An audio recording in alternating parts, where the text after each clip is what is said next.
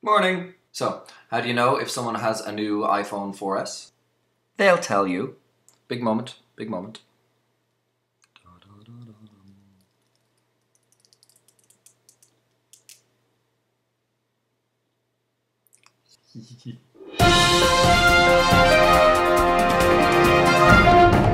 Okay, so I'm playing around with the Canon 550D today, and I can't say I'm all that comfortable outside of, you know, my seat and webcam. I kind of feel like I'm supposed to be doing something with my arms. But at least you get to see a little bit more of the apartment this way. Not sure how interesting that is. This guy, actually he doesn't have a name. My mate Gary brought this back from New Zealand as a gift. Odd as it is. Today I mostly want to rant about James Bond. Specifically Daniel Craig's James Bond. I'm not a fan.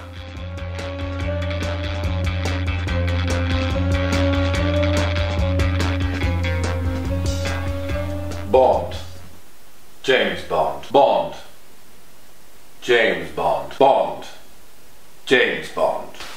With added hairdryer. If ever you wondered at what point did Darren go crazy, I think that might have been it. After a Twitter rant last week about the crapness that is Daniel Craig, I began to wonder if I'd been a bit too harsh on the tiny blonde twerp. So I sat down the other evening to watch Casino Royale and Quantum of Solace. I wondered if maybe I'd been too harsh. I wanted to reassess the films and make sure that I was right in my assertion that Craig is nothing more than Lazenby 2.0. Firstly, there's just no denying it, these movies have completely reinvigorated the franchise. They're very fresh and they've completely bred out the kitschier elements of Bond. But I love the kitschy bits. The first 2 hours of Casino Royale were absolutely amazing. Incredible action, solid plot, intense, full of intrigue. But then it became some kind of mushy rom-com thing. It just all went haywire. Craig is not Bond. He can pull off action, no doubt. So let him be the next Ethan Hunt, or give him his own action blockbuster franchise. But he is not suave and he lacks the casual charm of Bond. Actually, he lacks the not so casual charm of me, never mind James Bond.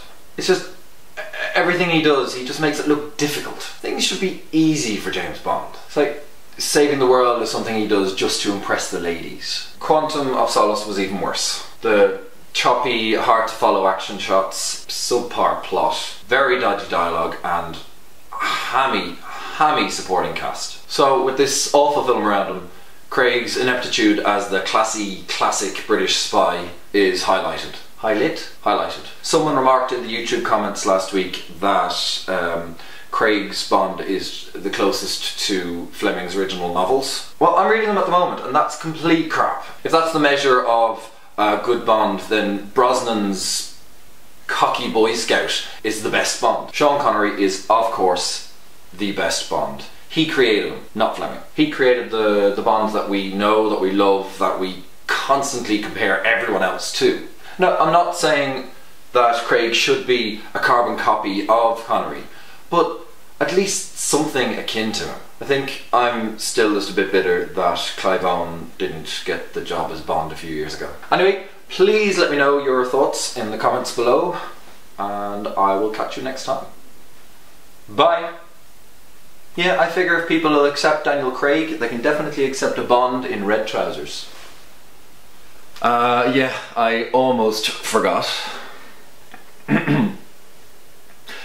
Happy birthday to you, happy birthday to you, happy birthday dear Seán, happy birthday to you.